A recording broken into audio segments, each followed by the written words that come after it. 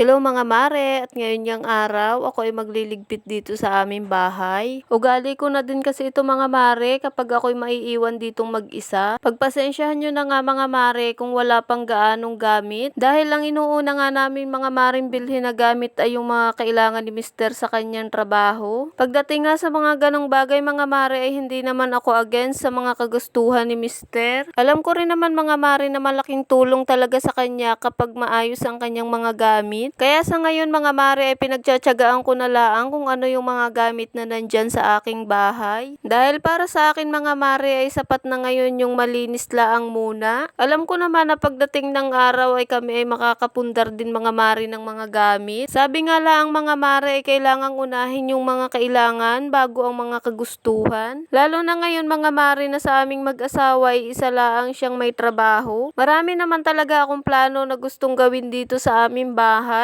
Pero sa ngayon mga mare ay hanggang plano lang muna. Ang importante ay ating natitirhan ito ng maayos. Marami nga ako mga maring napapanood na mga DIY dito sa Facebook. Ang problema nga lang mga mare talaga ay napakarami pang pagawain dito sa aming bahay. Hindi pa talaga kaya mga mare ng mga DIY na mabibili lang sa online shopping. Pero ganun pa man mga mare ay talagang lagi ko pinagpapasalamat sa itaas ang aking mga biyayang natatanggap. Lalong lalo na mga mare itong ganitong klasing bahay. Alam ko naman mga mare na hindi lahat ay talagang kayang magpagawa ng ganitong bahay o maski kubo. Kaya nagpapasalamat ako sa itaas na talagang ang problema ko laang ay mga kagamitan dito sa bahay. Sabi nga lang mga mare ay napakasarap sa pakiramdam nung meron kang sarili mong bahay. Dahil isa talaga ito mga mare sa pinakamasarap sa pakiramdam yung kapag may asawa ka na ay nakabukod ka na. Aminin man natin o hindi mga mare ay talagang napakahirap pag nakasulok. Dahil naniniwala naman ako mga mare doon sa kasabihan na sa isang kaharian ay dapat isa laang ang reyna at hari. Kaya kung gusto mo na ikaw ang maging reyna sa iyong kaharian ay gumawa ka ng sarili mong kaharian. Kaya alam kong yung iba dyan mga mare ay kahit talagang napakahirap ng buhay ay pinipilit maski rentahan lang. Or kung ikaw naman ay nasa probinsya mga mare ay marami naman choice para ikaw ay magkaroon ng sarili mong bahay. Kung mapapansin ninyo mga mare dito sa aming kusina ay wala pa yung flooring. Pero yan na mga mare ang next target namin para yan ay aming mapaploringan na. At kung mapapansin nyo rin mga mare dyan sa aming lababo ay hindi pa rin yan palitada. Kaya kahit gustuhin ko mga mare na bilhan talaga yan ng mga DIY sticker ay talagang hindi pa rin pwede. Meron naman mga mare na sticker na dumidikit talaga sa hollow blocks. Kaso nga lang mga mare ay kung napapansin ninyo ay talagang bukas pa yung itaas niyan. Kapag umuulan mga mare ay talagang dyan din pumapasok yung tubig ulan. Dahil nga mga mare ay talagang pantay lang yung hollow blocks doon sa bubong. Kaya ngayon mga mare ay ang kaya ko lang talagang gawin dito sa aming bahay ay panatilihin ang kalinisan. At isa pang mahalaga mga mare ay yung iyong peace of mind. At ang mahalaga mga mare ay yung hindi ka talaga matatakot na magkamali. Lalong lalo na mga mare kung ikaw ay nasa loob ng iyong sariling pamamahay. Pero ganun pa man mga mare kahit ako may sarili ng bahay ay talagang hindi pa rin ako nakakalimot magpasalamat. Lalong-lalo na doon sa mga tao na talagang laging nakaalalay dito sa amin. At pagkatapos nga ng aking pagliligpit ay ayan at ako'y kumain na. See you on my next video!